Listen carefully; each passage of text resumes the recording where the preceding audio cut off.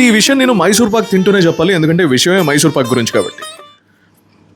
మీరు ఇప్పటికి meme pages ద్వారా వినే ఉంటారు దట్ మైసూర్ పాక్ అనే పేరుని మైసూర్ శ్రీగా మార్చేస్తున్నారు జైపూర్లో కొంతమంది స్వీట్ షాప్ ఓనర్స్ అని చెప్పేసి.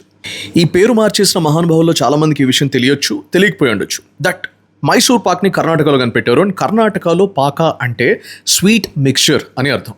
తెలుగులో కూడా బెల్లం పాకాన్ని, షుగర్ సిరప్ని పాకం అని చెప్పేసి అంటూ ఉంటారు. అండ్ అలాగే హిందీలో పాగ్ అని చెప్పేసి పదం ఉంటుంది, చష్నా అని చెప్పేసి కూడా అంటారు దీన్ని, which again means sugar syrup. వీటన్నిటికీ మూలాలు మాత్రం సంస్కృత పదమైన పక్వా అనే పదంలో ఉన్నాయి. బహుశా అందుకేనేమో పెద్దవాళ్ళు అంటూ ఉంటారు మన మూలాలు మనం తెలుసుకోవడం చాలా ఇంపార్టెంట్ రా అబ్బాయి అని చెప్పేసి.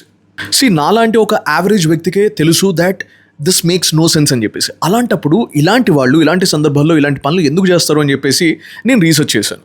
Psychologically it could be because of cognitive dissonance. అంటే ఒక భయంకరమైన కాన్ఫ్లిక్ట్ ఫేస్ చేస్తున్నాం, మనం దాన్ని డైరెక్ట్గా ఎదుర్కోలేము, ఏమీ చేయలేము. అలాంటి సందర్భాల్లో ఇలాంటి సింబాలిక్ యాక్షన్స్ తీసుకొని తృప్తి పడుతూ ఉంటాం.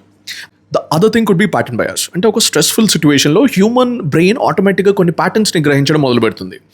దానికి లాజిక్తో, రీజన్తో, లేకపోతే లాంగ్వేజ్ ఆరిజిన్స్తో సంబంధం లేదు. Just like how the brain identified Mysore పాక్లో ఉన్న పాక్. సో ఇలాంటప్పుడు దాని మీద యాక్షన్ తీసుకొని తృప్తి పడుతూ ఉంటుంది. కానీ the most important reason could be symbolic cleansing. అంటే మన కలెక్టివ్ ఐడెంటిటీకి ముప్పు వాటిల్లుతుంది అని చెప్పేసి కొంతమందికి అనిపించినప్పుడు సింబాలిక్గా దాని మీద యాక్షన్ తీసుకుంటారు. అంటే రోడ్ల పేర్లు చేంజ్ చేయడం, సిటీల పేర్లు చేంజ్ చేయడం, రీసెంట్గా ఆంధ్రప్రదేశ్లో ఒక యూనివర్సిటీ పేరు చేంజ్ చేయడం, ఇలాంటి సింబాలిక్ ప్యూరిఫికేషన్ పనులు చేస్తూ ఉంటారు అనమాట. I end this video with this one thing. National defence fund అని చెప్పేసి ఒకటి ఉంటుంది. ఈ జైపూర్లో లాంటి స్వీట్ షాప్ ఓనర్లకి ఇలాంటి ఐడియాలు నెక్స్ట్ టైం వచ్చినప్పుడు దానికి ₹1,00,000 ఫండ్ ఇవ్వండి, అది పూర్తిగా ట్యాక్స్ ఫ్రీ. బట్ దానిలో మజా ఏముంటుంది, బేకరీల మీద అటాకులు చేయాలి, స్వీట్ల పేర్లు మార్చేయాలి.